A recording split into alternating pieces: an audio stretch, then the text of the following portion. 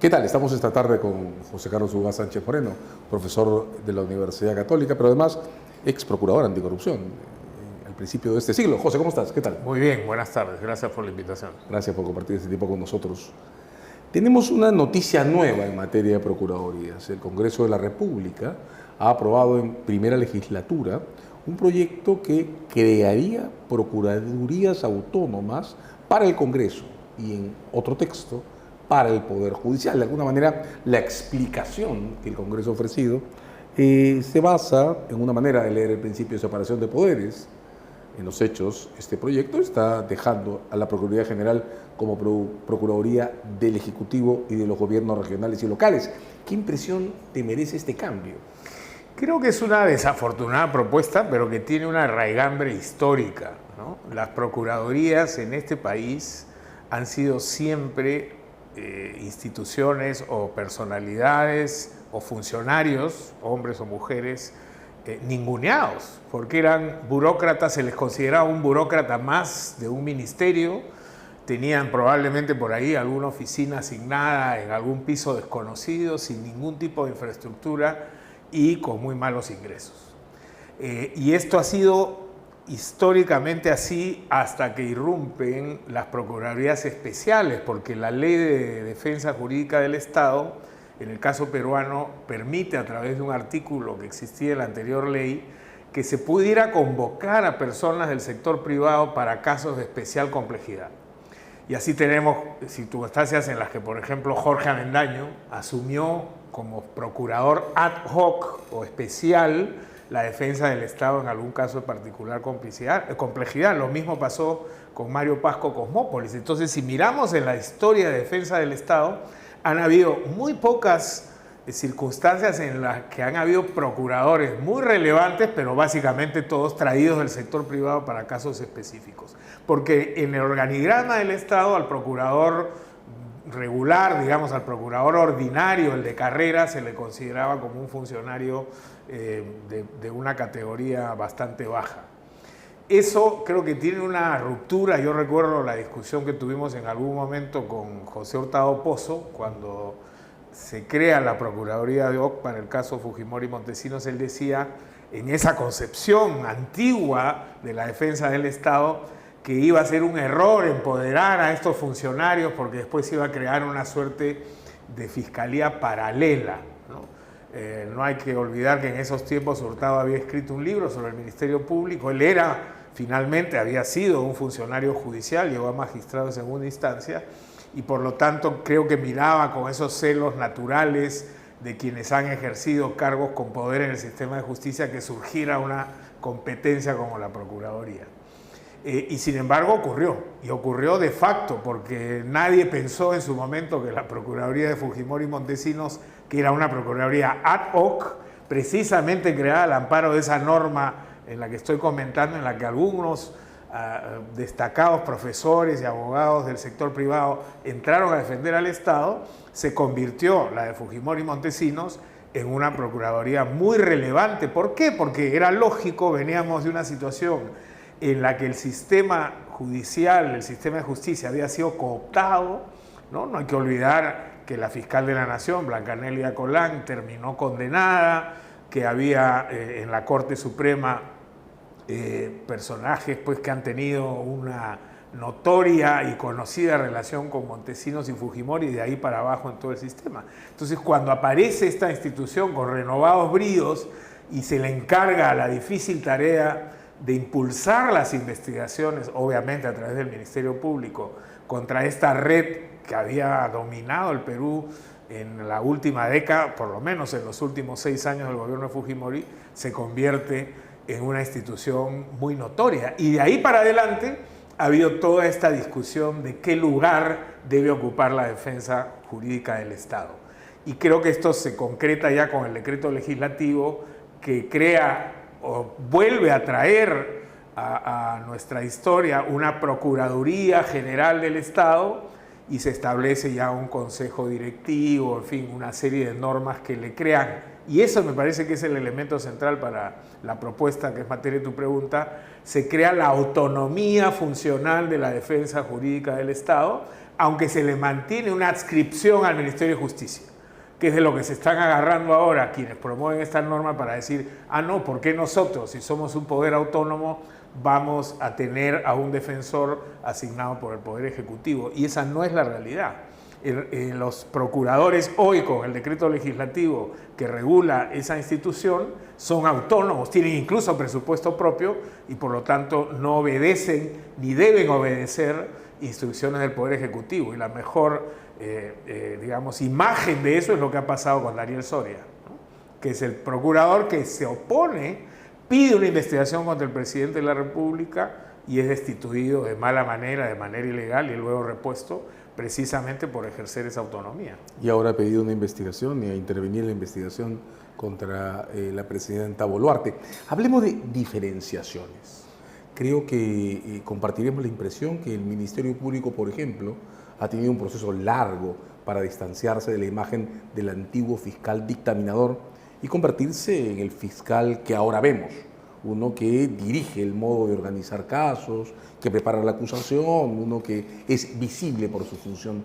¿Tú dirías que las procuradurías han logrado diferenciarse de las fiscalías? O, como te dijo alguna vez Hurtado Pozo, de alguna manera siguen siendo pequeños fiscales con competencias disminuidas? Yo creo que hay una mejora, pero no ha sido sustancial. Nosotros venimos de un sistema de justicia donde había un único y gran protagonista, que era el juez o la jueza, ¿no? Pero como tú bien dices, los fiscales tenían también una función disminuida, se les denominaba agente fiscal, ¿no es cierto? Era casi un empleado de la Corte. Un empleado de la Corte. Y llegaban a la Corte sin conocer los casos, en fin. El Ministerio Público, hasta que se da el decreto legislativo 052, que empodera la institución, la autonomiza constitucionalmente, etcétera, era una institución de muy bajo perfil y muy poca capacidad. Y lo mismo sucedía con el Ministerio de la Defensa respecto de los defensores de oficio, ¿no? Yo trabajé mi tesis sobre esa materia y los defensores de oficio eran como unos empleados de la Corte que estaban ahí sin oficina, no recibían el peruano, no tenían ningún tipo de entrenamiento, básicamente eran nombrados para hacer favores, creo yo, y por lo tanto teníamos miles de procesados, de imputados que estaban en una indefensión absoluta. Mi trabajo en esos años fue comparar los resultados de la defensa de oficio, que obtenía la defensa de oficio versus aquellos que tenían abogados privados, y la diferencia era abismal. Luego se ha hecho todo un esfuerzo por tratar de nivelar la cancha, darle su rol protagónico a los fiscales, que duda cabe que hoy día tienen un rol protagónico, al punto que muchos critican que se exceden con frecuencia. Creo que el Ministerio de la Defensa subió algunos peldaños, aunque estamos todavía muy lejos de ese Ministerio de la Defensa como institución, como existe en otros países, y que las procuradurías también se han ido empoderando. Pero si vemos los casos hoy día de grandes procesos por corrupción, por ejemplo, vamos a ver que todavía hay procuradurías que no se despercuden de esta suerte de inmovilidad o autocensura que les impone una tradición muy antigua frente a un Ministerio Público muy activo, muy empoderado, muy visible y claramente con mejores recursos de los que tenía en el pasado, ¿no? Miremoslo desde el punto de vista de los resultados. Ese ciclo que describes, creo que podríamos radicarlo en finales de los 90, en que la defensa de oficio empieza a crecer. Se organiza también por una visualización del producto que tienen que entregarle a la sociedad. Yo recuerdo que en época de Guapaya, en el Ministerio de Justicia, luego pasó de las Relaciones Exteriores, la defensa de oficio empezó a presentar resultados sobre libertades provisionales obtenidas, absoluciones obtenidas. Y con jóvenes abogados muy motivados. A mí Exacto. me ha tocado estar en procesos realmente admirable, ver esta vocación y esta entrega de jóvenes abogados que era impensable en un Ministerio de la Defensa anteriormente. Pero que además es muy importante porque da la posición de una especie de servicio público que a la vez es de entrenamiento, ¿verdad? Y claro, una organización sobre resultados coge algún nivel de diferenciación. ¿Cuál es el resultado de tu experiencia al frente de una procuraduría además y de varias procuradurías ad hoc? ¿Cuál es el resultado que tendría que producir una procuraduría tal que su actividad pueda ser presentada ante la comunidad como una actividad útil colectivamente? Bueno, creo que su primera utilidad está de alguna manera en balancear y ser una pieza importante en este equilibrio de poderes, porque finalmente tiene al cliente más importante en la historia de los procesos, que es el Estado. Y el Estado inveteradamente ha sido saqueado, esquilmado y con una defensa bastante modesta, por no decir mala, ¿no? Hoy día creo que esa es la gran responsabilidad de la Procuraduría. Me parece que le puso un impulso, por ejemplo, a la recuperación Julio Arbizu, ¿no? Cuando vuelve en esta segunda etapa y se da cuenta que efectivamente, más allá de la presencia visual de los procuradores en los casos, se había hecho muy poco por recuperar. Y ahora Carrión, ¿verdad? Y ahora Silvana Carrión, efectivamente, ya con equipos multidisciplinarios, todavía creo que en un proceso de engranaje, por lo menos a mí me parece que los tiempos están siendo demasiado largos, que hay demasiada duda y demasiado temor para tomar decisiones, porque no hay una tradición, y eso es un proceso histórico, creo, efectivamente tendrá que darse. Pero yo diría que ahí está su principal utilidad. Pero creo que también es responsabilidad de la Procuraduría poner por delante lo que muchas veces ha sido básicamente un cometido a exclusividad de los fiscales. Los fiscales, más allá de ser defensores de la sociedad, representantes de la sociedad en juicio y defensores de la legalidad, se convirtieron, por este devenir que he explicado, en los grandes patrocinadores del Estado, y ese no es su papel. Porque entonces ahí se produce un desequilibrio en el que el imputado puede verse en una situación de indefensión. Creo que esta separación de funciones conviene a todos en una dinámica judicial donde las garantías estén en el centro del debate, ¿no? La Procuraduría que dirigiste, disclaimer, yo estaba ahí, la de Arbizu que has citado y la de Carrión, son 3 ejemplos de procuradurías que se han presentado colectivamente a partir de recuperaciones de fondos y de alguna manera han justificado su despliegue a partir de ese nivel de resultados, reparaciones civiles efectivas. ¿Qué ocurriría o qué nos falta para que las procuradurías en general puedan desengancharse de las fiscalías, organizando su actividad hacia la prosecución de reparaciones efectivas o de aseguramientos patrimoniales para el Estado? Yo creo que tiene que venir una etapa de consolidación en la evolución de la Procuraduría como institución con autonomía, presupuesto para ejercer adecuadamente la defensa del Estado. Había un golpe, ¿no? Y esa fue la destitución de Soria. Yo creo que eso ha generado mucha intimidación, ha vuelto una suerte de aprehensión burocrática, ¿no? Pero puedo perder el puesto si es que efectivamente ejerce una función muy notoria, muy agresiva, muy proactiva. Y por otro lado, en el caso de las anticorrupción, por ejemplo, esta ley tan confusa que se dio respecto de las fórmulas para ver cómo se calcula, ha habido mucho debate sobre eso y mucho temor. Yo creo que los procuradores todavía se siguen sintiendo funcionarios menores frente a los fiscales y frente a los jueces, y no tendrían por qué.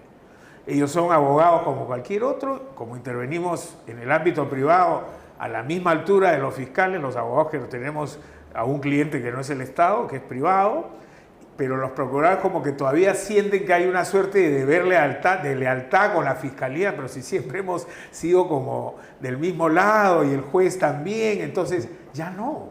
Hoy día la Procuraduría tiene esa función específica, y si tiene que enfrentarse al Ministerio Público y poner las cosas claras ante el Poder Judicial, debe hacerlo. Pero entiendo que ese efectivamente es un proceso de consolidación que se sintió afectado con esta agresión del Ejecutivo anterior contra el Procurador General, ¿no?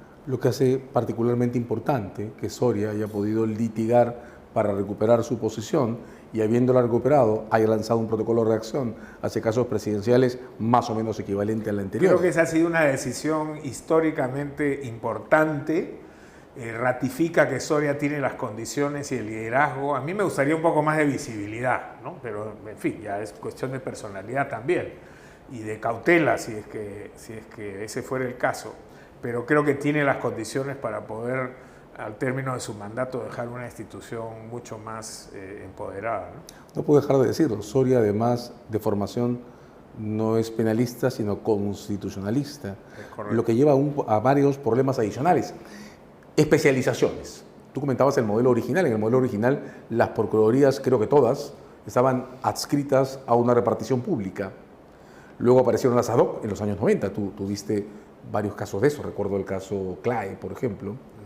Y luego aparecieron las procuradurías transversales. De varias maneras, las procuradurías anticorrupción no están adscritas a una repartición, sino que funcionan horizontalmente sobre el Estado.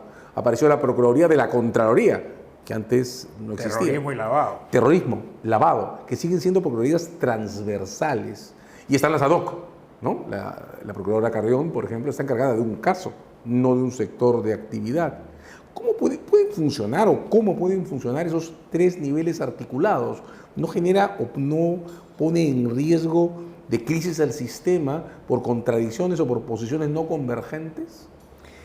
Yo creo que aquí va a haber un proceso de prueba y error, ¿no? Pero sí me parece que hay determinados temas, y este es un debate que ya se viene dando hace un buen tiempo, entre el procurador regular, el que tiene que ver, por decirte, en el sector vivienda, los cientos de denuncias que pueden haber por malos trámites, falsificación de documentos en la obtención de calidades para beneficiarse con un programa de vivienda, por ejemplo, ¿no? O el que trabajaba como adscrito a la ONP, ¿no? Que tenía pues miles de casos de solicitudes falsas, menores, ¿no? Y yo creo que ese es un tipo de trabajo. Otro tipo de trabajo, efectivamente, es el de los casos relevantes en el escenario criminológico del país. Y ahora, qué duda cabe, corrupción es uno de ellos, tráfico de drogas sigue siendo, minería ilegal, crimen organizado es otro. Entonces hay que identificar, yo creo, esas 6, 8 procuradurías, no deberían ser muchas más tampoco, y tienen que tener ahí un nivel de especialización, un nivel presupuestal y un nivel de inversión en tecnología que las otras no necesitan, pues manejo de cartera masiva más o menos sin la complejidad que pueden tener este tipo de delitos más sofisticados, ¿no? Yo creo que sí, efectivamente tiene sentido pensar en esos dos tipos de procuradurías. Y para estas segundas, más especializadas, transversales, como las has denominado, el tema de la autonomía es fundamental. Yo no me imagino a un procurador del Congreso de la República que mañana tenga que impulsar una denuncia o una investigación por algo que haya ocurrido al interior de la mesa directiva, por ejemplo, del Congreso, o que involucre a algunos congresistas relevantes, si es que van a depender finalmente de la misma mesa directiva. De la misma mesa directiva. Sería como regresar al esquema de las procuradurías exclusivamente adscritas o subordinadas a una repartición. Ahora, pensemos en la responsabilidad política, ¿no? Creo que, digamos, si algo tal vez nos falta en el sistema de justicia penal es terminar de entender que entidades como el Ministerio Público, por ejemplo, administran recursos escasos. Tenemos ahora toda esta crisis que ha estallado sobre el exceso de demanda de servicios de las oficinas periciales, que ha paralizado una buena parte del sistema. Y también las procuradurías administran recursos escasos y, en teoría, por lo menos desde que el presupuesto es un presupuesto de resultados, tendrían que hacerlo a la luz de metas cumplidas. Es decir, yo Estado puedo invertir en una procuraduría X si esa procuraduría me devuelve X más 1. Esa es la regla básica de la inversión pública.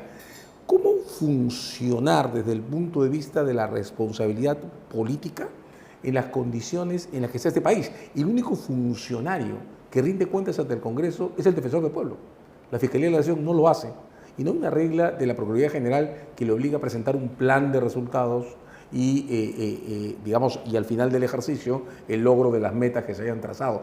¿Tiene sentido empezar a pensar en reglas de responsabilidad política pública de las procuradurías? Absolutamente, y no solamente de las procuradurías. Yo creo que todos los operadores del sistema tendrían que trabajar con un sistema de indicadores por resultado. En los Estados Unidos es verdad que la elección de los fiscales distritales en particular, son elecciones políticas. Pero si al término de su mandato esos fiscales no exhiben un rating de resultados, no van a poder volver siquiera a presentarse. No se les ocurre, ¿no? Por eso, incluso en algunos estados se critica que busquen siempre los plea bargaining, ¿no? Los arreglos, porque eso les permite poder exhibir resultados, recuperaciones, negociaciones importantes. Es impensable en un sistema como el nuestro. Por ejemplo, históricamente, Contraloría General de la República, si uno mira la cantidad de casos que ha promovido en el sistema penal y la cantidad de sentencias condenatorias que se han obtenido en esos casos, el porcentaje es minúsculo, es ínfimo, ¿no?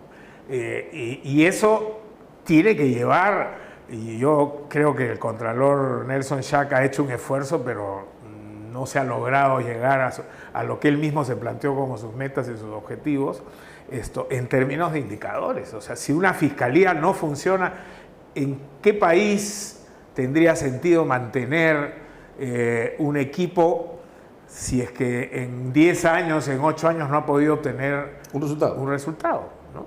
Y bueno, claro, hay que mirar otros aspectos, por supuesto, ¿no? ¿Qué presupuesto tiene asignado? ¿Qué recursos humanos le han... El tipo de casos. El tipo de casos y la tecnología. Yo insisto, ahora que veo otras realidades, la tecnología cada día está jugando un papel más relevante. Con todo esto de la inteligencia artificial se pueden hacer maravillas en términos de ahorro entre recurso humano y capacidad técnica y eficiencia en el resultado. Entonces, así, hacia allá tenemos que ir. El Poder Judicial en algún momento montó algún sistema de indicadores y se evaluaba los despachos en función a la carga procesal, cómo había en un año logrado el juez o la jueza agilizar su despacho, etc. Pero eso hoy día no sé en qué está, por lo menos no es notorio en los resultados. De varias maneras, entonces, esta discusión nos está llevando de nuevo a plantear las cuestiones sobre medición de resultados de las agencias vinculadas al sistema de justicia penal. Déjame cerrar esta conversación con una pregunta que me inquieta.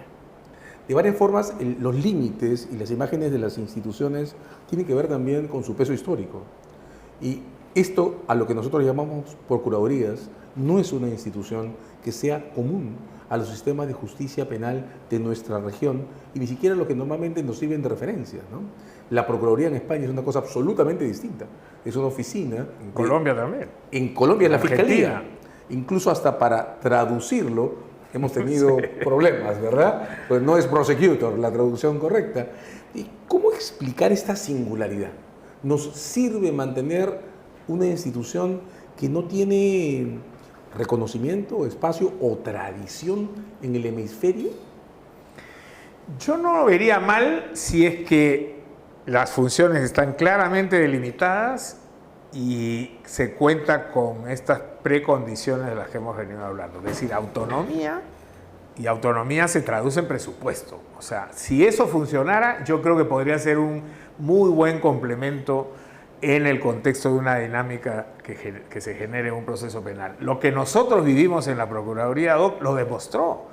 Habían falencias que no podían ser cubiertas por el Ministerio Público, o a veces el Ministerio Público orientaba la investigación hacia otro lado y ahí estaba la defensa del Estado. Decía, un momentito, acá tienen que mirar el daño y el perjuicio que se le va a ocasionar, no solamente la penalidad que se le va a imponer en términos de carcelería o privación de libertad al procesado. Entonces yo sí creo que tiene sentido, creo que hay que afinar un poco las teclas, pero ya que tenemos una tradición de tantos años no veo por qué descartarla. Vamos a tener este problema de nomenclatura.